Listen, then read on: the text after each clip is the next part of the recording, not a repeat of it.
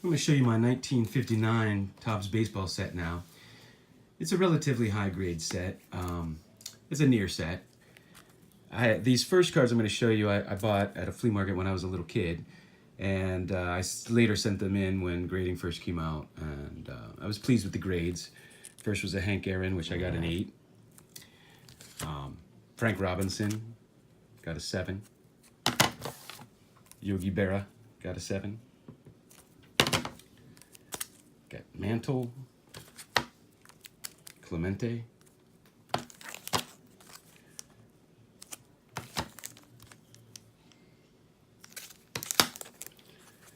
he does not get enough hobby love. Great home run hitter, great player.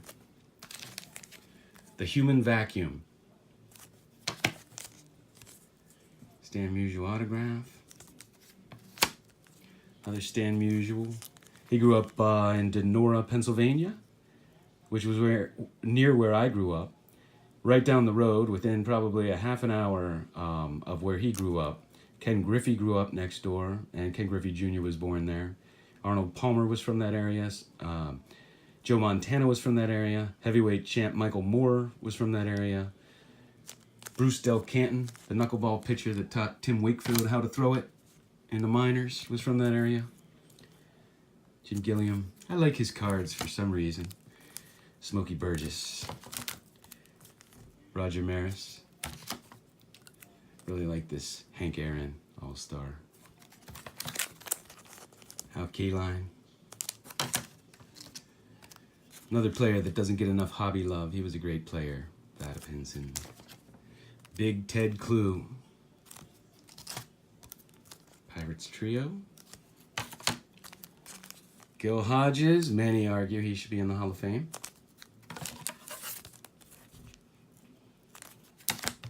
Let's see, Duke Schneider.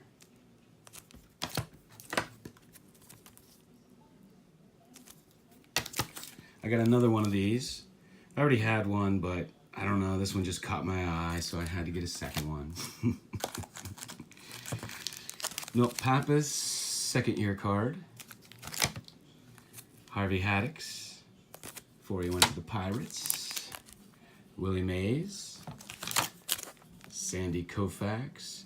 Had possibly the best 5-year stretch of any pitcher in history in the 60s. I believe that's his rookie card.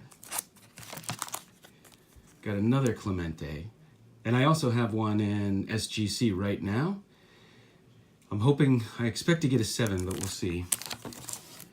Ernie Banks. Let's get into some raw cards. Vern Law, a great pitcher. It's autographed. I just love that card. Great pitcher on some very bad Pittsburgh Pirate teams. Jim Bunning. I remember buying this card when I was little at a flea market. It was $7 because I grew up outside of Pittsburgh, so the Pirate cards were a little more than they would be elsewhere, but I just loved the card and I had to have it. And $7 was a lot of money to me back then. Norm Cash, rookie card. Bob Friend autograph. I have 2 of these. I actually had a chance to sit in an office with just one other guy and him, and it was a great experience. I actually pointed out to him that he won the last game at the Polo Grounds. He wasn't even aware of that. Hank Bauer. Just go through some of these. Drysdale, Calavito.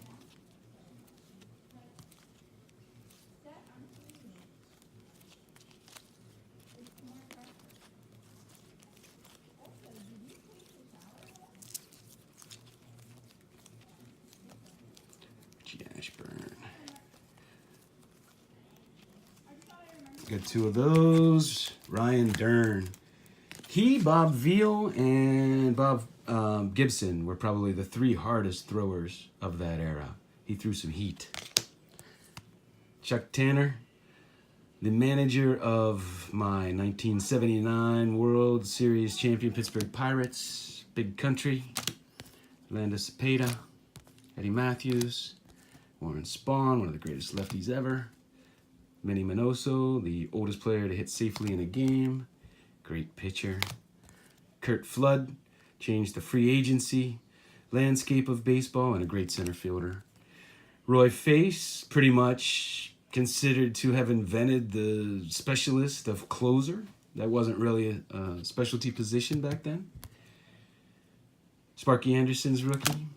Dale Long, he set the record with 8 consecutive games with a home run, which held for a long time until Don Mattingly tied it, and then Ken Griffey Jr. tied it as well.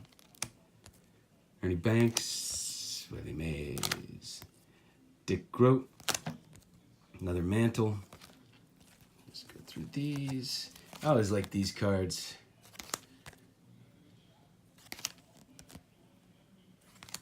Bobby Shantz autograph.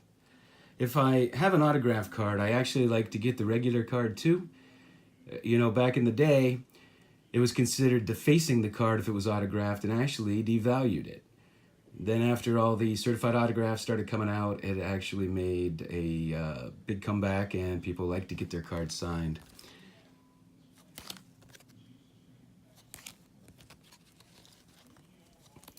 I saw this card in a book when I was growing up, and I don't know, it just caught me. So I had to pick one up. Don Larson, the only guy to pitch a perfect game in the World Series, 1956. Bobby Thompson, the shot heard round the world. I think that's his rookie card, I'm pretty sure. Andy Carey. Joe Nuxhall, the youngest player to ever play. He was 15, going on 16. Wasn't the youngest player to start, though. That was, what was his name? Derringer.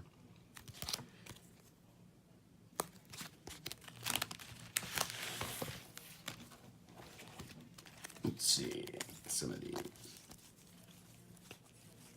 Went through those already.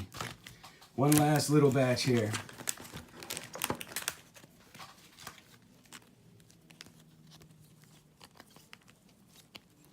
Dick Stewart, they called him Dr. Strangeglove.